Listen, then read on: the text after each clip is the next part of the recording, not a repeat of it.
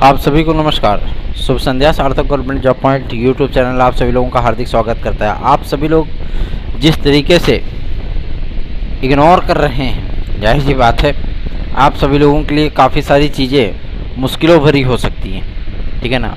अगर आप सभी लोगों ने सहयोगात्मक रवैया नहीं अपनाया तो जाहिर सी बात है हम भी बैठ जाएंगे और हमारी टीम भी बैठ जाएगी, ठीक है ना। फिर आपको सिर्फ इन्फॉर्मेशन मिलेगी, अपडेट मिलेगी, बाकी कोई प्रयास होंगे नहीं, क्योंकि किसी भी प्रयास को करने के लिए धन और समय का अपव्यय दोनों होता है। और आज तक मैंने जितने भी प्रयास किए हैं उसमें मेरा ही धन गया है। तो जाहिर सी बात है पैसा हर किसी के लिए इम्पोर्टेंट होता है, तो मेरे लिए भी इम्पोर्टेंट है ना। इसलिए आप सभी लोगों को सहयोगात्मक रवैया अपनाना ही होगा। अगर आप सभी लोग सहयोग नहीं करेंगे तो जाहिर सी बात है आप सभी लोगों को काफ़ी सारी समस्याओं का सामना आगामी विज्ञापनों में करना पड़ सकता है। जो परिवर्तन होंगे जाहिर सी बात है वो किस तरीके से होंगे फिर आप ही जिम्मेदार होंगे उसके। चलिए खबरों की शुरुआत कर लेते हैं। फटाफट आप सभी लोग सारी अपडेट देते हैं, इसलिए वीडियो को सब्सक्राइब, वीडियो को लाइक, चैनल सब्सक्राइब और शेयर, ये 3 कार्य करेंगे आप सभी लोग। करते तो वैसे नहीं है लेकिन बोल देता हूँ। चलिए आगे बढ़ते हैं, करते हैं खबरों की शुरुआत। पहली अपडेट है आप सभी लोगों को यूपीपीएससी से लेकर के। हर जगह आप सभी लोगों को आयु सीमा में छूट की मांग दिखने लगी होगी और होना भी चाहिए। जाहिर सी बात है जब केंद्र सरकार अपनी भर्तियों में आयु सीमा की छूट दे रहा है और एक सूचना प्राप्त हुई है कि केवीएस हो गया, सैनिक स्कूल हो गए, आपका डीएसएसबी हो गया, ठीक है ना, और अन्य जो आपके केंद्रीय संगठन हैं उन सभी के माध्यम से अब जितने भी विज्ञापन जारी होंगे सब में विद्यार्थियों को 3 वर्ष की आयु सीमा में छूट मिलेगी। ये क्लियर हो गया है, ठीक है। और सबसे बड़ी चीज़ ये है कि आप सभी लोगों को ये आयु सीमा की छूट जो है जाहिर सी बात है काफ़ी सारे विद्यार्थियों के लिए बेनिफिशियरी होगा। काफ़ी सारे विद्यार्थी इसमें अप्लाई कर पाएंगे जिनके सामने से विज्ञापन आता है और मुंह चिढ़ा करके चला जाता है। जाहिर सी बात है उनको समस्याओं का सामना नहीं करना पड़ेगा, है ना, आवेदन आराम से कर लेंगे वो। तो इसलिए हम लोगों का जो प्रयास था आज अपने सार्थक पड़ाव पर इस बात को लेकर के पहुंचा है। और एक हमारी जो टीम के गणमान्य सदस्य हैं जो कि भारतीय जनता पार्टी के जिला सचिव भी हैं, ठीक है ना, और उनके माध्यम से आदरणीय रेणुका मैम से पुलिस प्रोन्नति बोर्ड की जो महानिदेशक महोदया हैं उनसे जो है मुलाकात की गई थी और उनको एक ज्ञापन प्रस्तुत किया गया था जिसमें आगामी आने वाली यूपी कांस्टेबल और यूपीएसआई की वैकेंसी में विद्यार्थियों को 3 वर्ष की आयु सीमा में छूट प्रदान करने के लिए हम्बल रिक्वेस्ट किया गया था। मतलब ये रिक्वेस्ट ऐसी थी जो कि विद्यार्थियों की समस्याओं को मद्देनज़र रखते हुए तैयार की गई थी, है ना। इस पर मैम का स्पष्ट कहना था कि आयु सीमा की छूट को लेकर के हमने एक नहीं 2 प्रस्ताव शासन को प्रेषित किए हैं और ये प्रस्ताव मंजूर होगा और विद्यार्थियों को आयु सीमा में छूट मिलेगी। ये तो क्लियर हो गया, चलिए ठीक है, आप लोगों को यूपी कांस्टेबल और यूपीएसआई मिलेगा। लेकिन एक बड़ा मुद्दा है आपके यूपीपीएससी में, क्योंकि यूपीपीएससी से आपके 2 बड़े विज्ञापन आने वाले हैं। आज जो प्रस्ताव भेजा गया बना करके ना, उस प्रस्ताव के माध्यम से मैं आप सभी लोगों को इस बात के लिए स्पष्टीकरण दे देता हूँ। 2 विज्ञापन आप सभी लोगों के आ रहे हैं। पहला है आरओ, दूसरा है एलटीजीआईसी, है ना। जो प्रतियोगी छात्र हैं, ठीक है, वो अक्सर जो मतलब केवल आरओ की मांग करते हैं, एलटीजीआईसी की मांग करवे ही नहीं करते हैं। लेकिन अब भाई हम लोगों के लिए क्या है, हम लोगों के लिए तो एलटीजीआईसी ही है ना। हालांकि एलटी हमारे लिए भी मायने नहीं रखता है, जीआईसी मायने रखता है। लेकिन चूंकि एलटीजीआईसी एक कॉमन नाम हो गया, जैसे टीजीटी और पीजीटी होता है उसी तरीके से एलटीजीआईसी होता है, ठीक है। तो इसलिए मैं आप सभी लोगों से बताना चाहता हूं कि आज एक प्रस्ताव बना करके भेजा गया है और शासन से सहमति मांगी गई है कि हम इस विज्ञापन को जारी कर सकें, क्योंकि जब तक नियुक्ति और कार्मिक विभाग जो है सहमति नहीं देगा, जब तक शासन सहमति नहीं देगा तब तक विज्ञापन कैसे निकाला जा सकता है, ठीक है। आहारता समकक्षता सॉल्व हुई, इसके बाद आप लोगों की एलटीजीआईसी की जो प्रक्रिया है वो तीव्र गति से आगे बढ़ी है, ठीक है। आज की डेट में सचिव महोदय से जब हम लोगों ने मुलाकात किया तो उन्होंने इस बात को स्पष्ट कर दिया, क्योंकि आज शुक्रवार है, ठीक है, और शनिवार को कोई भी अधिकारी जल्दी मिलता नहीं है। 1-8 जन सूचना अधिकारी गौड़ साहब मिल जाएंगे तो मिल जाएंगे, अदरवाइज ये लोक सेवा आयोग में कोई भी नहीं रहता है। अगर साक्षात्कार वगैरह किसी के नहीं चल रहे हैं तो कोई आपको नहीं मिलेगा, ठीक है ना। और आज शुक्रवार था तो जाहिर सी बात है आज मिल गए, वीकेंड था, है ना। तो इसलिए आप सभी लोगों को मैं बताना चाहता हूँ कि उन्होंने स्पष्ट कर दिया है कि एलटी ग्रेड और जीआईसी प्रवक्ता, सहायक अध्यापक और राजकीय विद्यालयों के लेक्चरर पद के विज्ञापन हेतु शासन को सहमति पत्र प्राप्त करने के लिए यथा दिशा निर्देश प्राप्त करने के लिए पत्र प्रेषित किया गया है। तो जाहिर सी बात है आप लोगों का विज्ञापन अब बहुत जल्दी ही जारी कर दिया जाएगा। हमें जो अध्याचन प्राप्त हुए हैं वो अभी केवल और केवल हमें 31 मार्च तक के प्राप्त हुए हैं। अभी जो प्रमोशन के माध्यम से पद रिक्त हुए हैं लगभग 28,000 अध्यापकों का प्रमोशन हुआ है। कुछ का जीआईसी लेक्चरर में और एलटी ग्रेड के पद रिक्त हुए और कुछ जीआईसी लेक्चरर जो है वो प्रिंसिपल और वाइस प्रिंसिपल बनाए गए हैं। तो जीआईसी लेक्चरर के भी पोस्ट खाली हुए, ठीक है ना। तो इन पदों का भी फिलहाल जो है मतलब आंकड़ा नहीं प्राप्त हो पाया है, लेकिन ये आंकड़ा प्राप्त होने के बाद आप सभी लोगों के विज्ञापन पे तीव्र गति से कार्य होगा। और जो ये अफवाहें उड़ रही थी कि एलटी ग्रेड को 2 चरण में कराने के लिए सहमति बना रही है गवर्नमेंट या यूपीपीएससी, एकदम स्पष्ट हो गया एलटी ग्रेड 1 चरण में ही होगा, ठीक है ना। 1 टियर एग्जाम होगा आप सभी लोगों को, जैसे टीजीटी और जैसे एलटी देखने के लिए मिला था 2018 में ना।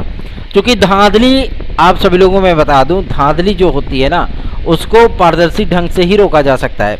1 पेपर या 2 पेपर या 5 पेपर करा करके नहीं रोका जा सकता, ठीक है। क्या पीईटी में साल भर नहीं बैठते हैं? क्या वीडियो एग्जाम में साल भर नहीं बैठे थे?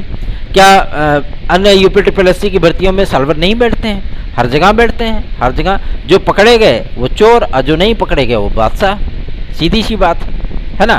तो ऐसा है कि जब किसी भी तरीके से जब सिस्टम को अपडेट किया जाता है, ठीक है, और इसमें जिस तरीके से आइरिस वेरिफिकेशन, ठीक है, थंब वेरिफिकेशन और हाथों की छाप, दुनियादारी जो मतलब बता रहे हैं ये लोग कि हम लाइव टेलीकास्टिंग करेंगे, पूरा बाकायदा इसका जो कंट्रोल रूम है उसको स्थापित किया जा रहा है। तो जाहिर सी बात है ये एक अपॉर्चुनिटी है उन विद्यार्थियों के लिए जो विद्यार्थी मेहनत करके नौकरी हासिल करना चाहते हैं और जो बियॉन्ड सपोर्ट चाहते हैं कि हमको पीछे के रास्ते से जो है मतलब नौकरी मिल जाए। जाहिर सी बात है वो अब बुरे फंसेंगे, ठीक है ना, क्योंकि हाईटेक टेक्नोलॉजी में और थोड़ा सा अधिकारियों को भी हाईटेक होना पड़ेगा, तभी आप उनको जो है पकड़ सकते हैं, अदरवाइज़ उनको पकड़ना नामुमकिन होता है। क्योंकि छोटे छोटे चिप आते हैं, कान में लगा लिए, आपको पता नहीं चल रहा है कि ब्लूटूथ भी लगा हुआ है, ठीक है ना। तो केवल जैमरिंग करने से, या कई संस्थानों में तो जैमरिंग की भी व्यवस्था नहीं होती है, लेकिन अब बहुत तगड़ी व्यवस्था कर रही है गवर्नमेंट, जिसके माध्यम से आप सभी लोगों में बता दूं एलटी ग्रेड 1 चरण में होगी, जीआईसी प्रवक्ता आपका 2 चरण में होगा। जीआईसी प्रवक्ता का जो मेंस होता था पहले डिस्क्रिप्टिव होता था, आप सभी लोग 150 शब्दों में, 75 शब्दों में, 100 शब्दों में, 50 शब्दों में, 10 शब्दों में आंसर को लिखते थे, ठीक, लिखते रहे ना। तो उस कॉपियों का मूल्यांकन करने में लगभग 4 से 6 महीने का समय लग जाता था, ठीक है, क्योंकि पीसीएस की जब कॉपियाँ चेक करने में इन महानुभावों को इतना समय लगता है, तो जाहिर सी बात है जीआईसी प्रवक्ता को भी चेक करने में इनको 6 से 8 महीने का समय लग ही जाता था, जिसकी वजह से आपका रिजल्ट पेंडिंग में चला जाता था। डीएसएसबी जैसे कराता है, आप लोगों ने देखा होगा कि जो दिल्ली अधीनस्थ सेवा चयन बोर्ड है, ठीक है ना, डीएसएसबी जिस तरीके से कराता है वो भी प्री और मेंस कराता है, ठीक है, प्री और मेंस ही कराता है। तो उसके जो मेंस होते हैं वो आपके ऑब्जेक्टिव होते हैं, ठीक है ना, ओएमआर बेस होते हैं, रिजल्ट आने में आसानी हो जाती है, सभी विद्यार्थियों का डेटा होता है, फटाफट कंप्यूटर में लगाया, चटाचट काम खत्म, है ना। तो इसलिए इस प्रक्रिया को भी आप लोगों को ओएमआर पे ही देखने के लिए मिलने वाला है। लेकिन आप लोगों को मैं बताना चाहता हूँ एलटी ग्रेड में इस बार थोड़ा सा पुस्तकों में भी परिवर्तन होने चल रहा है, जो सूचना प्राप्त हो रही है, क्योंकि कई विश्वविद्यालयों ने इस पर अपना आर्गूमेंट दिया था, ठीक है, आपत्ति दर्ज कराई थी कि हमारे संस्थानों के सिलेबस को नहीं सम्मिलित किया जाता है। तो जाहिर सी बात है कि इसमें केवल और केवल इलाहाबाद यूनिवर्सिटी के संस्थान का ही बोलबाला रहा है, इसलिए इस बार थोड़ा सा इसमें परिवर्तन होगा। 2-3 किताबें आप सभी लोगों की बदले जाएंगी और उनका भी मैटर हम लोग जो है वो तैयार करवा रहे हैं। और आप सभी लोगों को मैं बता दूं कि जो सुपर टीईटी की जो प्रक्रिया है, सूचना प्राप्त हो गई है कि तकरीबन आप सभी लोगों को 80,000 मतलब थोड़े थोड़े भाव में आप लोगों को लगभग 45,000 एक बार में और 45,000 एक बार में, ठीक है ना, 40-42,000 एक बार में, ये मतलब वैकेंसी आप लोगों को देखने के लिए मिलेगी। मतलब एक बार 42,000, एक बार 45,000, ठीक है। पूरी सुपर टीईटी एक साथ नहीं होगी, क्योंकि योगी महाराज इतनी जल्दी जो है मतलब इतना लंबा भर्ती करने के मूड में नहीं है, तो हाफ ऑफ करके आएगा, लेकिन आप लोगों की सुपर टीईटी होगी। और चूँकि अब यूपी टीईटी की तैयारियां कंप्लीट हो चुकी हैं, इंतज़ार है तो सिर्फ और सिर्फ आपके केवल और केवल शिक्षा चयन आयोग का, ठीक है ना। शिक्षा चयन आयोग आप सभी लोगों का उम्मीद की जा रही है कि 28-29 तारीख तक अस्तित्व में आ जाएगा, मतलब इसकी अधिसूचना आ जाएगी। सदस्यों का जो रिक्वायरमेंट है, जो स्पेशल उनके लिए योग्यताएं निर्धारित की गई हैं, जो सदस्य नियुक्त होंगे, ये सदस्य आप सभी लोगों के 3 वर्षों के लिए नियुक्त किए जाएंगे, ठीक है ना। 3 वर्षों का इनका कार्यकाल होगा और इन्हीं 3 वर्षों में इनको अपनी प्रक्रियाओं में कम से कम जो है मतलब 12 से 13 वैकेंसी इनको फाइनल करनी पड़ेगी, ठीक है ना। 12 से 13 वैकेंसी सभी को मिला करके, मतलब खिचड़ी बनेगी ना, खिचड़ी तो बनी ही गई है। तो इसकी नियमावली जो तैयार हुई, इसमें बेसिक शिक्षा नियमावली के 2-3 कालमों को छोड़ा गया है, क्योंकि 1982 की जो नियमावली है वो संशोधित होगी। अध्यापक सेवा नियमावली, प्राथमिक अध्यापक सेवा नियमावली, उसमें ये जो अभी तक कराने का अथॉरिटी दिया गया था वो परीक्षा नियामक प्राधिकारी को दिया गया था, अब उनसे लेकर के शिक्षा चयन आयोग को दिया जा रहा है। तो जाहिर सी बात है, बीएड वर्सेस बीटीसी केस के फाइनल ऑर्डर के लिए आज उत्तर प्रदेश शासन ने एक रिमाइंडर लगाया है माननीय सर्वोच्च न्यायालय में, और रिक्वेस्ट किया गया है कि जल्द से जल्द इसका ऑर्डर सुनाया जाए ताकि हम अपनी प्रक्रियाओं को आगे बढ़ा सकें।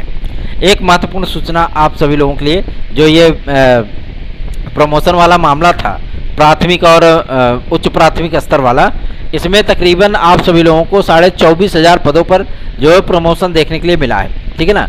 और सबसे बड़ी चीज़ ये है कि आप लोगों का जो नया विज्ञापन आएगा भाषा शिक्षकों का, जिसमें सामाजिक विज्ञान होगा, हिंदी होगा, कला होगा, अंग्रेजी होगा, संस्कृत होगा, ये सभी विषय होंगे, ठीक है ना। लेकिन गणित और विज्ञान नहीं होगा, ठीक है, क्योंकि गणित विज्ञान शिक्षकों की भर्ती अखिलेश यादव जी कर चुके हैं, इसलिए गवर्नमेंट को इस पद को नहीं रखेगी, ठीक है। तो मतलब आप सभी लोगों के अन्य भाषाओं के जो पद हैं वो 19,382 पदों के विज्ञापन आएंगे। ये आज स्पष्ट हुआ है सचिवालय से, ठीक है, एकदम एग्जैक्ट खबर है। बहुत जल्दी आप सभी लोगों को इसकी सूचना समाचार पत्रों में आप लोगों को मिल जाएगी, तो आप लोग तैयारियां शुरू कर सकते हैं। यही ग्रेड पे है जो आपका टीजीटी में होता है, ठीक है ना।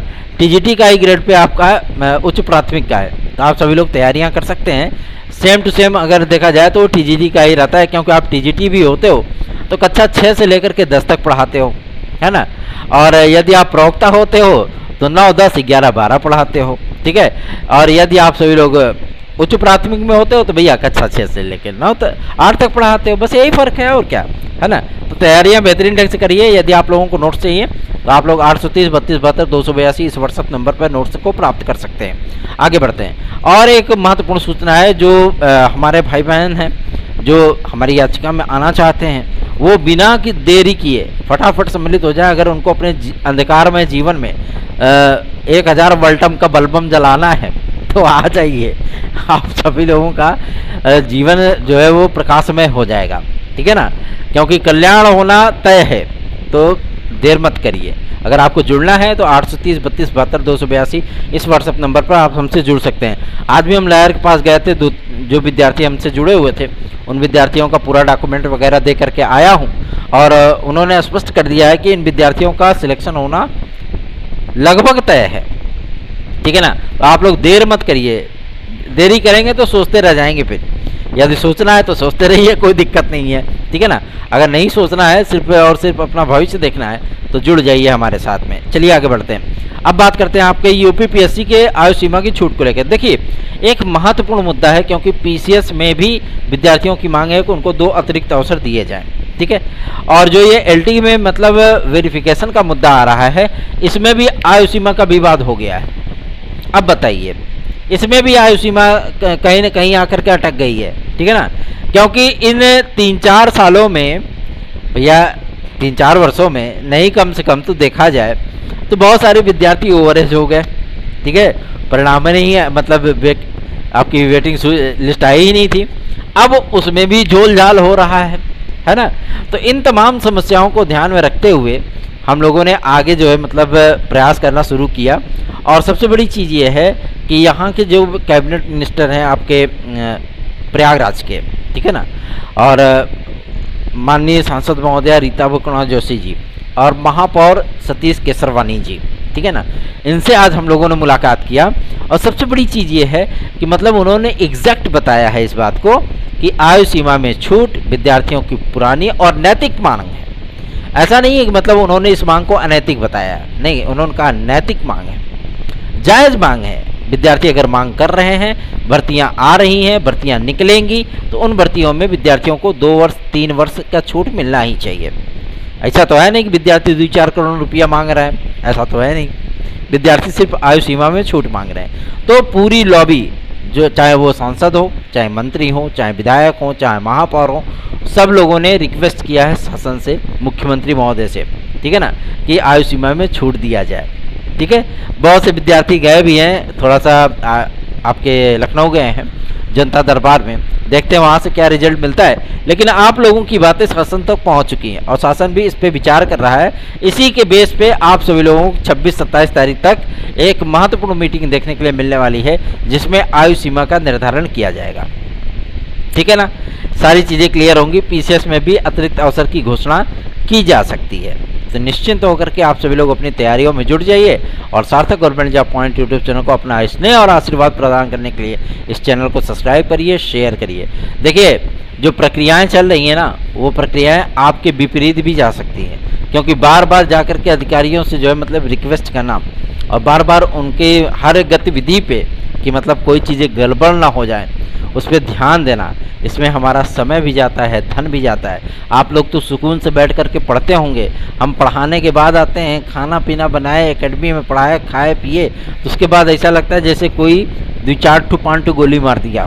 ठीक है ना, थकान इतनी हावी हो जाती है और ऊपर से जर्नी 150-250-300 किलोमीटर मोटरसाइकिल चला करके जाना जो है मतलब अपने आप में एक बहुत बड़ी जो है मतलब बात हो जाती है। उसके बाद पढ़ने लिखने की इच्छा नहीं करती फिर, लेकिन हमको भी तो जो है खंड शिक्षा अधिकारी देना है ना, इसलिए मजबूरन पढ़ाई करनी पड़ती है। इसलिए मैं आप सभी लोगों से रिक्वेस्ट कर रहा हूँ कि आप लोगों को हर हाल में हर कीमत पे इस चैनल को सपोर्ट करना चाहिए। और LTGIC के विज्ञापन के पहले क्योंकि अब तृतीय सूची की भी जो है मतलब प्रयास करना होगा। ठीक है ना, द्वितीय सूची तो जारी करा लिया, लेकिन अब तृतीय सूची के लिए भी प्रयास करना है और GIC प्रवक्ता के भी प्रतीक्षा सूची के लिए प्रयास करना है। तो ये प्रयास तभी हो पाएगा, तभी सफल हो पाएगा जब आप सभी लोग इस चैनल को शेयर करना शुरू करेंगे, जब आप सभी लोग इस चैनल पे सब्सक्राइबर जोड़ना शुरू करेंगे। ठीक है ना, तो देर किस बात की है, फटाफट लग जाइए, सब्सक्राइब करिए और शेयर करिए। धन्यवाद, शुभ रात्रि।